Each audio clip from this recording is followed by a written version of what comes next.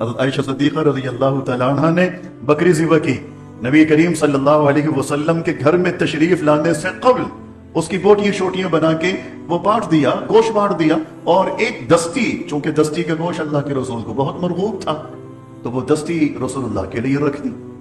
حضور علیہ السلام شاید اشراق کی نماز سے فارغ ہونے کے بعد گھر پر تشریف لائے، دیکھا کچھ آثار تھے بکری کے ذبح ہونے کے، آپ نے دریافت فرمایا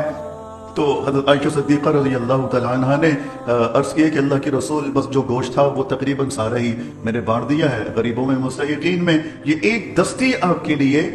باقی رکھی ہے۔ الفاظ میں غور کریں، اللہ کے رسول تو حکیم تھے نا، حکیم حکمت والی ذات تھی، وہ بر وقت آن دا اسپاٹ لوگوں کی اصلاح فرماتے تھے، نقد اصلاح۔ حضرت عائشہ نے عرض کیا کہ اللہ کے رسول یہ دستی آپ کے لیے باقی بچی ہے، یہ آپ کے لیے رکھی ہے، باقی سارا دے دیا۔ رسول اللہ نے سنتے ہی ارشاد فرمایا، عائشہ جو تم نے خرچ کر دیا وہ باقی بچ جائے، یہ تو ہم کھا پی کے خود ہی ہضم کر لیں گے، ختم ہو جائے گا، یہ تھوڑی باقی بچی ہے، وہ جو دیا ہے وہ باقی بچا ہے، وہ ہمیں آخرت میں ملے گا۔ حوصلہ افزائی کی، سوچ و فکر کی اصلاح کی کہ جو دے دیتے ہو وہ ضائع نہیں ہوتا، وہ باقی بچتا ہے۔